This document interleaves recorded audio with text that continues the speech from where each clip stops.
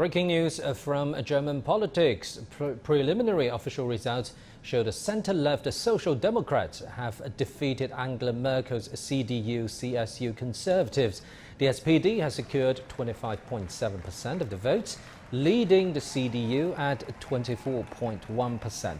The Green Party comes in third at 14.8%.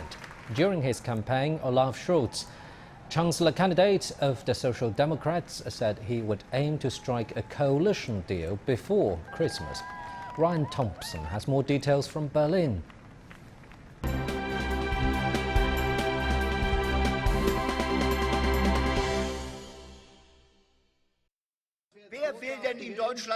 It's the closest German election in the last 20 years.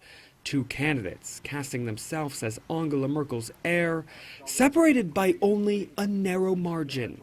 But projections suggest that the next chancellor will not come from Merkel's own party, but instead from within her own government. Finance Minister Olaf Scholz. It is also certain that many citizens have put their crosses with the SPD because they want a change in government, and also because they want the next chancellor of this country to be Olaf Scholz. Armin Laschet of the Christian Democrats began the campaign looking like a shoo-in for the chancellorship, but his position at the top of opinion polls faded over the summer. The mood at CDU headquarters soured on Sunday as party members realized a victory was increasingly unlikely. The 2021 election has been far different from years past. Campaigning got off to a late and rocky start because of coronavirus restrictions. And when Election Day finally came around, in-person turnout was down compared to 2017.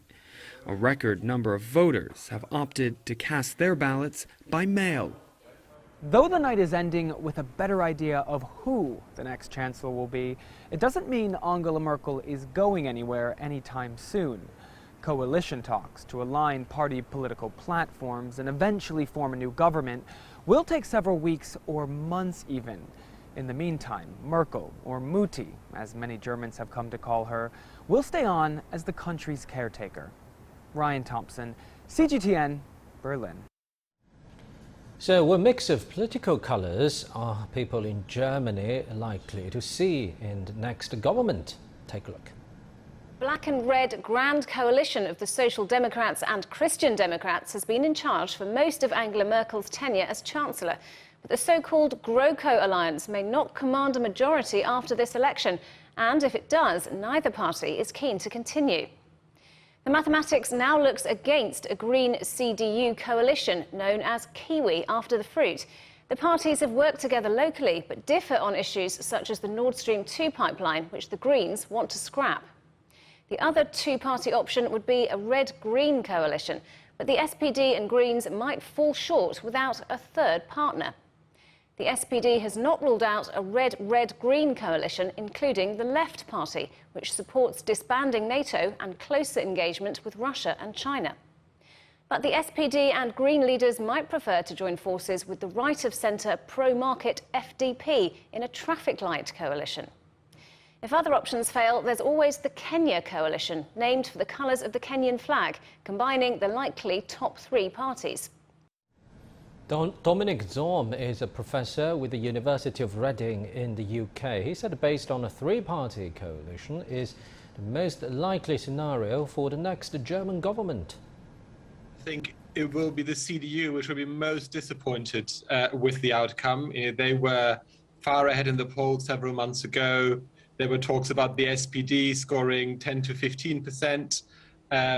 Which was really pulled out by what looked like a strong campaign by its candidate for the chancellorship, Olaf Scholz. So the CDU will be most disappointed, and it's likely to open up some of the divisions within the party that were quite visible ahead of the choice of the candidate for the chancellorship, and that I think will make the coalition building more complicated because there are various interests within the party. I don't think a three-way coalition will be less effective than a two-way coalition necessarily, and that's because the whole German system is very much focused on consensus building through its two-chamber system, the distribution of power across the different Länder. So I don't think that a three-party coalition would be a lame duck just because of the number of parties. And the differences across three parties is not necessarily greater than across two, in particular, both within the SPD and within the CDU-CSU. They're quite diverse constituencies. There is an argument, I think a two-party coalition is quite unlikely. It's worth remembering that, as you mentioned earlier, it took 6 months last time to form a new grand coalition between CDU, CSU, and the SPD. It was the SPD that didn't really want that coalition because they feared they would lose and lose and lose and would be almost swallowed up in terms of their program by Merkel and the CDU, who very effectively kind of occupied much of the political space there in the past. So I think there might be some reluctance from both parties, but especially the SPD, to go into a two-party coalition. The general public has talked about expectations for the next government in Germany. I hope economic policy can be consistent and there can be more actions instead of just talking to protect the environment. I also hope there could be more investment in education because it's the future and young people can earn more for their pensions. And I hope we get solved some problems, climate change and economic stuff, and so, you know, I mean, it's quite important that we have any solution for that the next time. It's very, very important. I think we really vote over our future because if we don't fix the problems with the climate change, not now, we are too late. For more insight, let's talk to Mr. Cui Hongjian in Beijing. He's from the China Institute of International Studies. Thank you very much for joining us. So, Mr. Cui, how likely is there going to be a three-party coalition government in Germany this time? I think now, if we look at the outcome of the election, very, very possible, I mean, for this three-party coalition, because if we take a calculation of this, the vote, we can find that, yes, there will be perhaps two kind of a coalition between SPD, Green Party, and FDP. And also, it's as we know, SPD has an advantage to make choice to have this coalition. Of course, once there is a failure for SPD to have this three-party coalition, this choice will go to CDU and CSU. But I think now it's very possible that the SPD will try to hold this choice to have this three-party coalition. So it's very, very possible now. So in an economic perspective, how will the SDP leading the decision-making of Germany's future economic policies, especially regarding the transformation of energy consumption and generation, and maybe the whole country's industrial policy? There would be some very big challenge ahead, I mean, for so-called the SPD coalition. As we know, once there is a coalition between SPD, Green Party, and FDP, which means this government will have very strong left-wing politics. And as we know, traditionally, those left party, they are concerned about more social justice and some other social policy field. And also at the same time, how could they keep the balance between the social justice and also economic development? Secondly, now as we know, even between the SPD and the Green Party, they do have some difference on the green economy, green transformation issue. So once there is a three-party coalition, I'm afraid that there will be a long process to reach consensus between different parties and find out the, policy, making policy. And I think that that would be a big challenge for this so-called three-party coalition.